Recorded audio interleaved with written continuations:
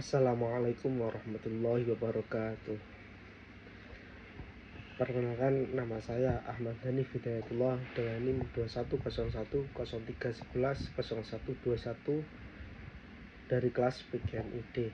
Di sini saya akan melengkapi tugas akhir semester saya, yaitu mata kuliah matematika. Baik, di sini saya akan mempresentasikan tentang data dan statistika. Apa yang dimaksud dengan statistika? Statistika merupakan batu loncatan yang sangat penting untuk mempelajari matematika ke tingkat yang lebih tinggi lagi. Nah, statistika juga sering digunakan dalam kehidupan sehari-hari. Di beberapa negara seperti Amerika Serikat, Jerman, dan Australia, di sana peserta didik telah belajar statistika ketika mereka berada di kelas 4 atau 5, atau berusia sekitar kurang lebih 10 tahun. Pengaplikasian statistika dalam kehidupan. Statistika berperan sebagai penjelas hubungan antara variabel, membuat planning atau ramalan, mengatasi perubahan, dan pengambilan suatu keputusan.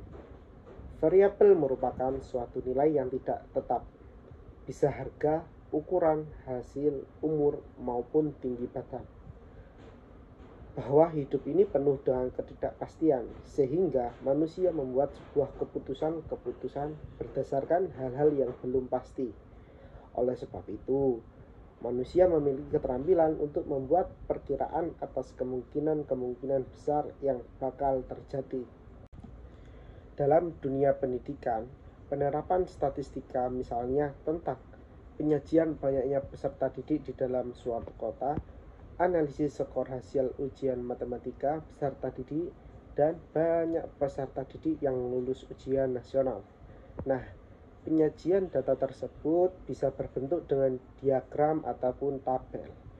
Guna untuk dapat memahami penyajian data dengan diagram batang dengan baik. Integrasi statistika dalam keagamaan. Integrasi sains atau matematika dan agama atau Islam bertujuan untuk menyeimbangkan sisi intelektual dan spiritual.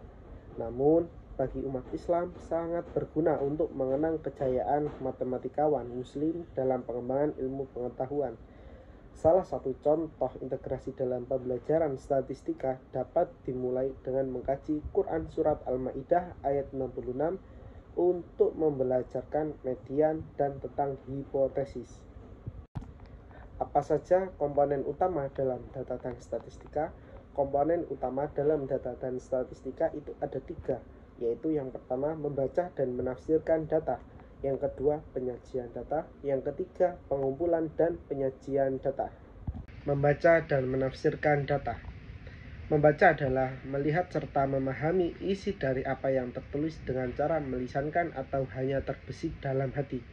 Sedangkan menafsirkan yaitu menangkap maksud perkataan baik berupa kalimat ataupun lainnya, tidak menurut apa adanya saja, melainkan diterapkan juga apa yang tersirat yang diungkapkan dengan pengutaraan pendapatnya sendiri. Penyajian data. Penyajian data ada 4 model. Yang pertama yaitu penyajian data dalam tabel, yang kedua penyajian data dalam diagram grafis, yang ketiga penyajian data dalam diagram batang, yang keempat penyajian data dalam piktogram. Yang pertama penyajian data dalam tabel. Tabel adalah daftar yang berisi sejumlah data atau informasi yang biasanya berupa kata-kata maupun bilangan yang tersusun dengan garis pembatas. Nah, seperti contoh yang ada di atas. Tabel di atas adalah tabel yang menyajikan jumlah peserta didik di SDN Damai Sejahtera. Nah, adapun langkah-langkah dalam pembuatan tabel frekuensi sebagai berikut. Yang pertama yaitu buat kolom atau hobi dalam kegemaran. Yang kedua, buat kolom lurus, yaitu suatu kolom untuk membantu menghitung frekuensi peserta didik. Yang ketiga yaitu menulis frekuensi, yaitu banyaknya orang yang memiliki hobi atau kegemaran tertentu di dalam kelas. Yang kedua yaitu penyajian data dalam menggunakan diagram garis. Nah, gambar di atas merupakan diagram garis di mana pada diagram tersebut menampilkan data berupa garis penghubung titik-titik yang memiliki nilai tertentu. Sumbu mendatar dalam diagram garis menunjukkan waktu dan garis tegak menunjukkan nilai atau data yang diamati. Nah, kegunaan diagram garis ini adalah untuk dapat melihat suatu gambaran tentang perubahan peristiwa dalam suatu periode atau jangka waktu tertentu. Nah, suatu data yang paling cocok digambarkan dengan menggunakan diagram garis adalah suatu data yang berkaitan dengan suatu keadaan yang terus berubah. Nah, adapun langkah-langkah dalam membuat diagram garis adalah sebagai berikut. Yang pertama yaitu buat sumbu mendatar dan sumbu tegak yang saling tegak lurus.